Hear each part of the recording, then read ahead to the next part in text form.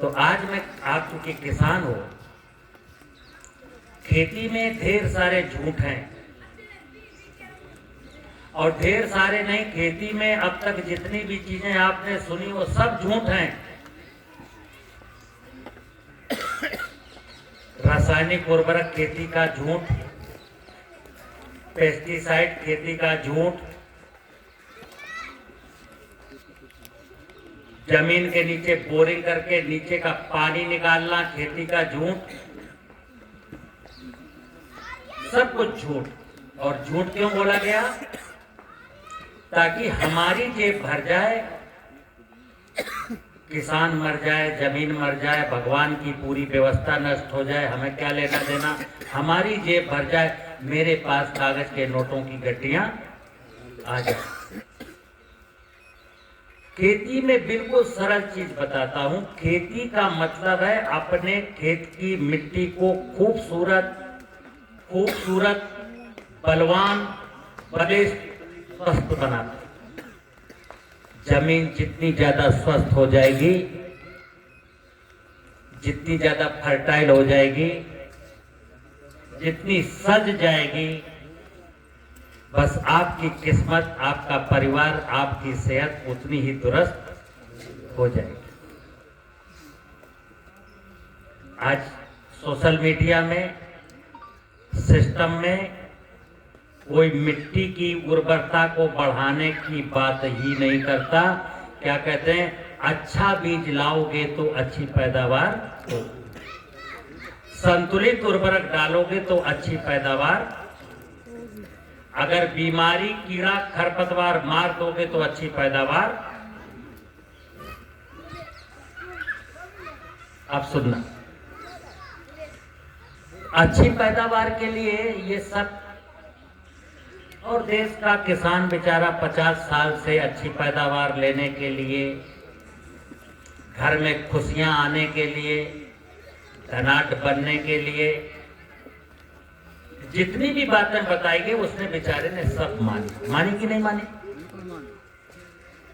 किसी ने कहा भाई मिट्टी की जांच कराओ तो हमने कराई, संतुलित उर्वरक डालो तो हमने डाले, अच्छा बीज ला के बो तो अच्छा बीज ला के बिया बोया, इसमें खरपतवार मारो मारा, बीमारी मारो मारा, कीड़ा मारो मारा, चूहा मारो मारा,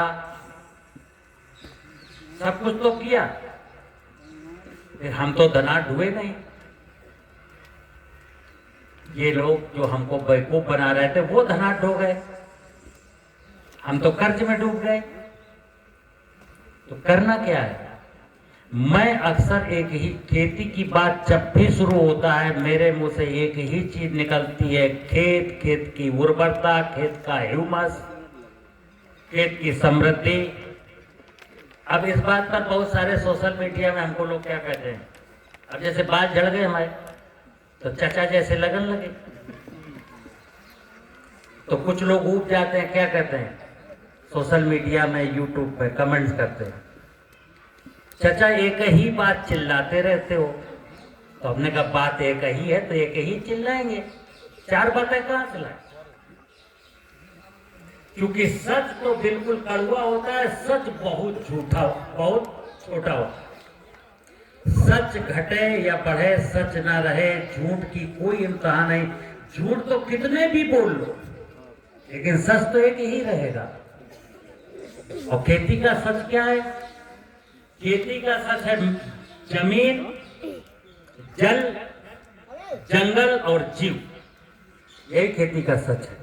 और खेती का कोई सच, तो हम आपको जमीन, जल, जंगल और जीव कैसे सुरक्षित रहेंगे, बस यही सिखा रहा हूं। तो आज आपके सामने, आप जब नेचुरल फार्मिंग, प्राकृतिक खेती का विषय चल रहा है, तो आप जीवामृत की बात सोचते हो। जीवामृत, अब जीवामृत में कहते हैं गाय का पेशाब लाइए, गाय का गोबर लाइए, बरगद की मिट्टी लाइए, 1 किलो बेसन लाइए, 1 किलो गुड़ लाइए। इसका विज्ञान क्या है? पूरी बात सुनना। जीवामृत का मतलब है कि खेत में हमने जो पेस्टिसाइड डाले उसके कारण खेत में जो सूक्ष्म जीव रहते थे वो नष्ट हो गए। अब वो जब तक सूक्ष्म जीव खेत में वापस नहीं आते तो खेत में जो तना छूट गया, जड़ छूट गई, पत्तियां गिर गई, उनको कोई खाने वाला नहीं है। तो जब तक उनको कोई खाएगा नहीं तो जमीन में ह्यूमस बढ़ेगा नहीं, जीवांश बढ़ेगा नहीं। जीवांश का मतलब है मरे हुए जीवों का अंश। वेद का सूत्र है जीवे जीवहार, जीव ही जीव का भोजन है। तो पंच महाभूत ही सत्य है। चित जल पावक गगन समीरा, पंच तत्व मिल बना शरीरा। भूमि गगन वायु अग्नि नीर यही सत्य है। अब फिर इनके द्वारा दो प्रकार की इकाइयां बनाएंगी, एक वनस्पति जगत और एक जीव जगत। वनस्पति जगत जीव जगत एक दूसरे का पूरक है, एक दूसरे का। हम श्वास लेते हैं तो हवा से ऑक्सीजन लेते हैं, और जब श्वास छोड़ते हैं तो कार्बन डाइऑक्साइड। ये पेड़ पौधे हमारे द्वारा छोड़ी गई कार्बन डाइऑक्साइड को लेते हैं और ऑक्सीजन हमको वापस कर देते हैं। हम पेड़ पौधों की फसलों की उपज खाते हैं, और पेड़ पौधे क्या खाते हैं? मरे हुए जीवों का। हम भी अगर धरती में मर जाएं और यहीं सड़ गल जाएं तो जिन वनस्पतियों को हमने खाया वही वनस्पतियां हमको खा जाएंगी। अंतर इतना है, वनस्पति जगत को हम माता पार्वती कहते हैं। माता की महिमा देखिए कि हम माता को निचोड़ लेते हैं, फल तोड़ लेते हैं, जड़ से उखाड़ लेते हैं, खा लेते हैं। माता मेरा शिकार। माता इंतजार करती है कि जब जीव मरेगा ना, और फिर उसको जब सूक्ष्म जीव खाएंगे तो मैं फिर वो ग्रहण करूंगी। तो जीवामृत बनाना है। हमने बोला कि प्राकृतिक खेती का सत्य है कि जमीन को फर्टाइल बनाना है। तो जमीन को फर्टाइल बनाने के लिए दो चीजें होती हैं, कार्बनिक पदार्थ और जीवाणु। केवल कार्बनिक पदार्थ और जीवाणु। तो आज आपके सामने मैं दिखा रहा हूं, मेरे हाथ में, मेरे सामने ये जो तसले में रखा है, ये इधर, ये जंगल की मिट्टी है, फर्टाइल मिट्टी। ऐसे जंगल की जहां केमिकल नहीं डाला गया, जहां जंगल में सभी प्रकार के सूक्ष्म जीव जिंदा हैं। जो सूक्ष्म जीव मेरे जमीन के मर गए उस जंगल की मिट्टी में जिंदा हैं। तो क्या करना है जीवामृत का? जीवामृत का मतलब है कि जो मेरी जमीन में लाखों प्रकार के सूक्ष्म जीव पाए जाते थे उनको फिर से जमीन में वापस करना।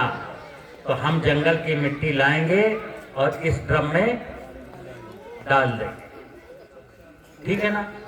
फिर इसमें 200 लीटर पानी भर देंगे।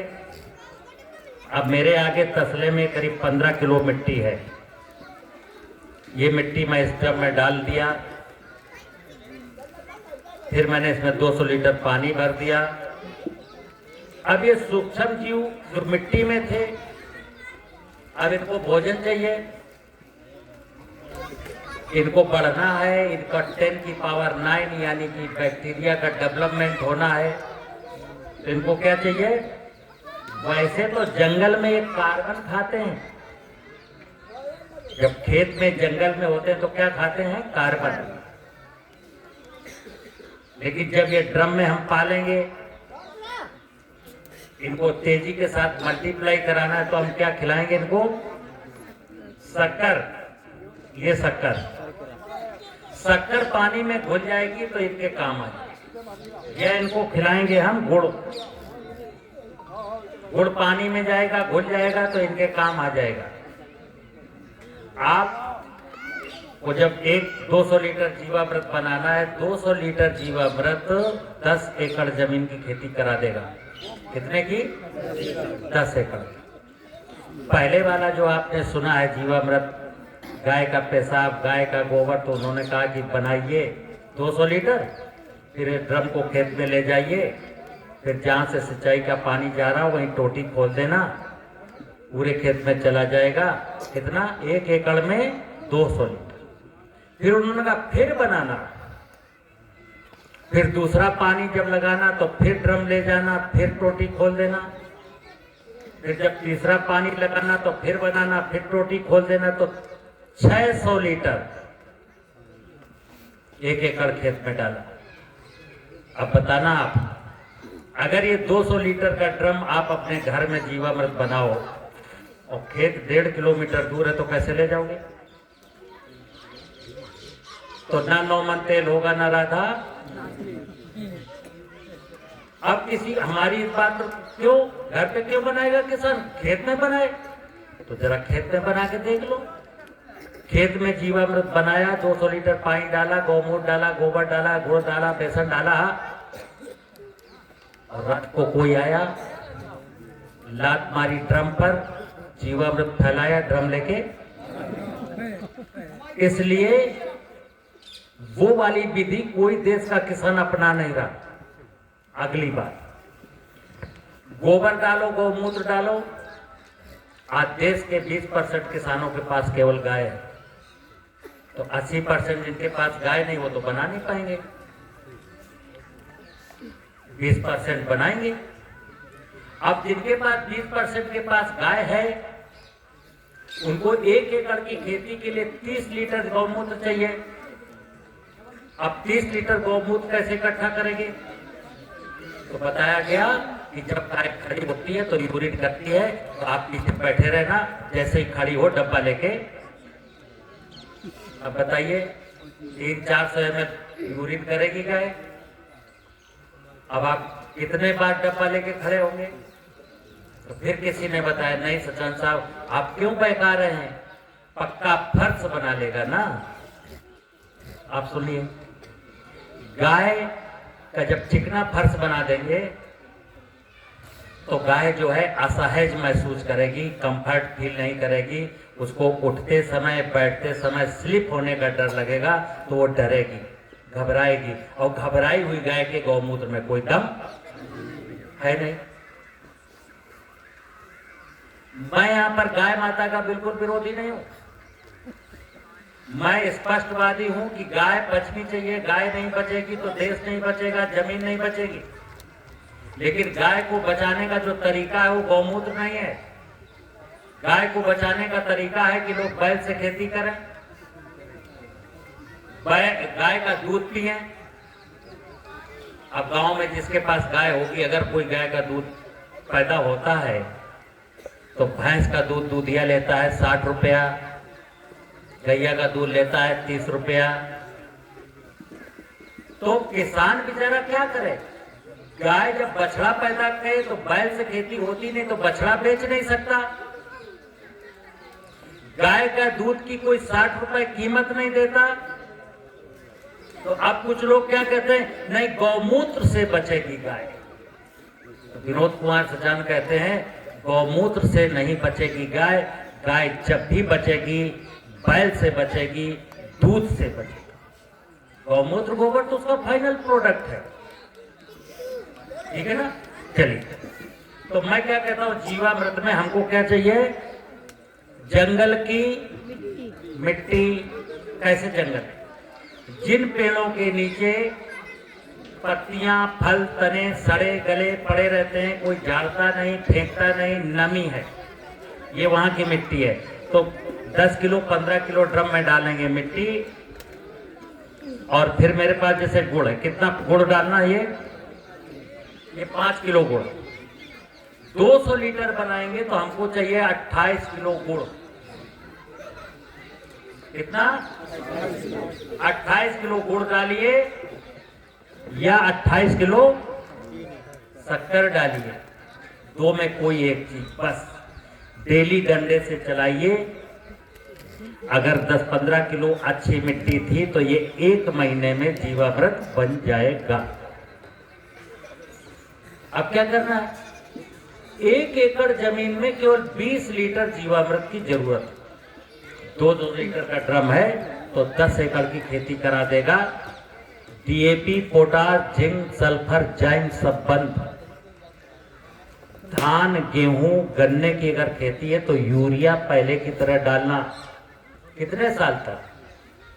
2 साल 3 साल तक यूरिया डालते रहना, बकाया सबरी चीजें भूल जाना कि क्या डीएपी होता है, क्या पोटाश होता है, क्या जिंक होता है।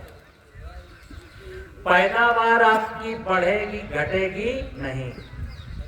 चना, मटर, मसूर, राई, अलसी है तो कुछ भी नहीं डालना, पैदावार पहले से 10% बढ़ेगी। अगर धान, गेहूं, गन्ना है और जीवामृत सही से डाल दिया, यूरिया पूरी डाल दी, डीएपी, पोटाश सब बचा लिया तो पैदावार बढ़ेगी घटेगी। उस वाले जीवामृत में क्या होता है? आधी रह जाती है, आधी। तभी वो लोग क्या कहते हैं, 1 एकड़ में अपने लिए करिए। क्यों भाई? ये तो और बड़ा खुराफात है। 10 एकड़ का किसान है, यानी देश भर के जो सप्लाई करता है गेहूं, चना, मटर, सब्जी, तो दुनिया को जहर खिलाए, खुद अमृत खाए। शिव जी ने तो खुद विष पिया, सबको अमृत परोसा।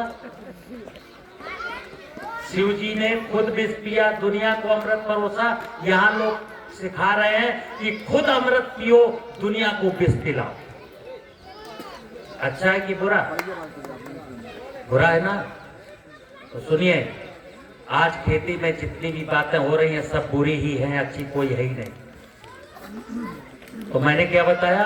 10 किलो जंगल की मिट्टी, 28 किलो गुड़ या 28 किलो चीनी, 200 लीटर पानी, 1 महीने का वक्त, 10 एकड़ की जमीन में आप प्राकृतिक खेती करने लगोगे। लेकिन खेत में फसल अवशेष जलाना नहीं, खेत के खरपतवार को बीटीसाइड डाल के मारना नहीं, क्योंकि ये जीवाणु जब खेत में अधिक मात्रा में जाएंगे तो इनका भोजन है कार्बन। कार्बन या तो खरपतवारों के अवशेष से मिलेगा, या फसल के अवशेष से मिलेगा, या गोबर की खाद से। अब देश के मेरे कई किसान जीवामृत पर अटक गए। हम साहब जीवामृत आपका बनाए थे, डाले थे। मैंने कहा फिर क्या हुआ? बहुत अच्छे रिजल्ट आए। मैंने कहा फिर क्या हुआ? बोले फिर बनाया है। हमने कहा उसमें गोबर की खाद, फसलों का अवशेष कुछ दिया है? नहीं साहब, वो तो नहीं दिया। सुन लेना, कुत्ता घर में पालोगे तो रोटी नहीं दोगे, गैया घर में पालोगे तो भोजन नहीं दोगे, तो खेत में जीवाणु पालोगे तो उनको भोजन नहीं दोगे। तो जब खेत में आपने जीवाणु डाल दिए तो उनको भोजन भी चाहिए। क्या भोजन उनका? कचरा, सड़ा गला, फसलों का अवशेष, पशुओं का मलमूत्र, ये उसका भोजन है, ये उसको देना पड़ेगा। तो हमने जब जीवामृत डाल दिया और फसलों का अवशेष जलाना बंद कर दिया, गोबर की खाद डालना शुरू कर दिया, तो धीरे धीरे जो जमीन में जीवांश कार्बन की मात्रा 0.3 है, वो 0.4, 0.5, 0.6, 0.7, 0.8, 4 साल में 5 साल में 1% जीवांश कार्बन ह्यूमस हो जाएगा। और जैसे ही 1% ह्यूमस हो जाएगा, सुन लेना, 4 साल की 5 साल की तपस्या है। जिस दिन आपकी जमीन में पहली साल से ही आपके डीएपी, यूरिया तो बच गए, फंजीसाइड, इंसेक्टिसाइड सब बच गया, लेकिन जैसे ही 5 साल बीते, ह्यूमस की मात्रा 1% हुई, आपकी जमीन में पानी लगाने की, जो अभी 5 पानी लगाते हो, वो पानी लगने भी बंद हो जाएंगे। जमीन में जो जुताई करते हो 5 बार तब गेहूं बो पाते हो, वो 2 ही जुताई में गेहूं बो लिया करोगे, क्योंकि जमीन की पूरी प्रॉपर्टी, उसकी बायोलॉजिकल प्रॉपर्टीज, उसकी फिजिकल प्रॉपर्टीज, उसकी केमिकल प्रॉपर्टीज सब दुरुस्त हो जाएंगे। जमीन कैसी हो जाएगी? जैसे जंगल की जमीन हो। जंगल में किसी भी वनस्पति को कोई पानी लगाता है, कहां से आता है पानी? राम की माया है। जंगल में कोई उर्वरक देता है किसी घास फूस वनस्पति पेड़ पौधे को, कहां से मिलता है पोषण? भगवान की माया है।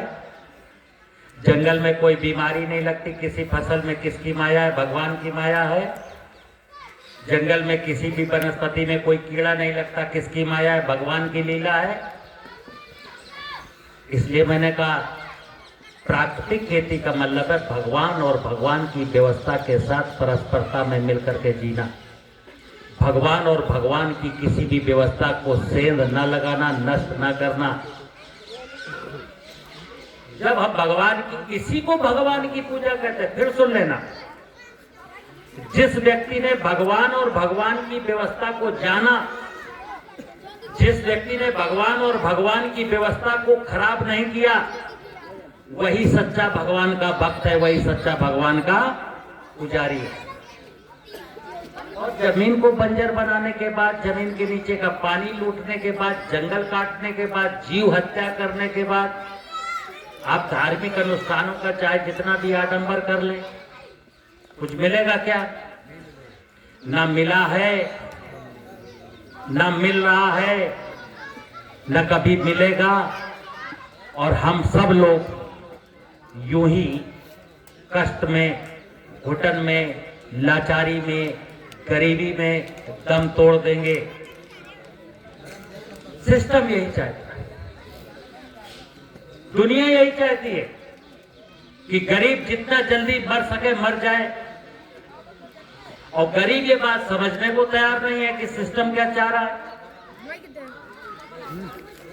भगवान ने सबको दिमाग दिया है, सबको आंख दिया है, सबको कान दिया है, सबको हाथ दिया, सबको पांव दिया। ईश्वर ने कहा बेटा तुम अपनी आंखों से हमको देखो ना, हम तो तुम्हारे सामने हैं। अपने दिमाग से हमको समझो ना, और अपने हाथ पांव से हमारी सेवा करो ना। तो प्राकृतिक खेती समझ गए, जीवामृत समझ गए। बिना जीवामृत के प्राकृतिक खेती नहीं होगी। और जीवामृत का सही विज्ञान है कि जंगल से मिट्टी लाना, ड्रम में डालना, पानी भरना और 28 किलो चीनी, 28 किलो गुड़ डाल देना। 1 महीना तक डेली उसको डंडे से 1-2 मिनट के लिए हिलाना। 30 दिन के बाद बन जाएगा। 20 लीटर जीवामृत 1 एकड़ जमीन में डालना।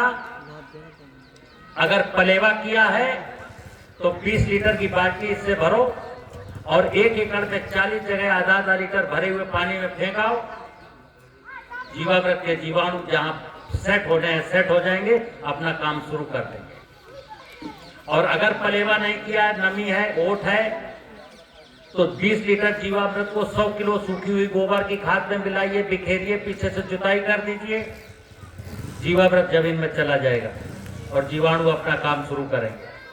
बस एक ही चीज ध्यान रखना है, इन विचारों के पास कुछ नहीं है। ये खेत में जाएंगे, खेत में जो कार्बन बड़ा होगा उसको खाएंगे, जीवांश में बदलेंगे। इसलिए जितना जल्दी हो उतना जल्दी डालना, फसल की बुआई के पहले डालना। और अच्छा होगा कि वर्षा ऋतु में डाल दीजिए। जुलाई के महीने में जब 1-2 पानी बरस जाए तो जीवामृत डाल दीजिए।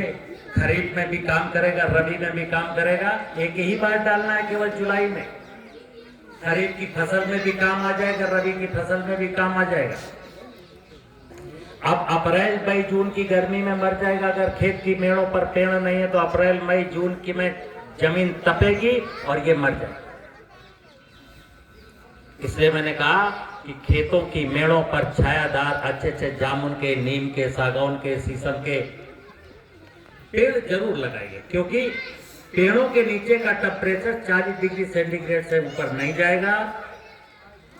पूरे खेत के जहां नंगी जमीन है वहां जीवाणु मर जाएंगे, लेकिन छाया वाले स्थान पर जिंदा रहेंगे और बारिश होगी फिर फैल जाएंगे। पहले आज के ठीक 50 साल पहले क्या जीवामृत का विज्ञान था? नहीं था। क्यों? हमारे हर खेत की मेड़ पर कहीं ना कहीं पेड़ हुआ करते थे। उन पेड़ों के नीचे जीवाणु थे, फैल जाते थे। तभी 50 साल पहले ना कोई किसान पलेवा करता था, ना सिंचाई करता था, क्योंकि तब जमीन में जीवांश कार्बन की मात्रा 0.6 थी।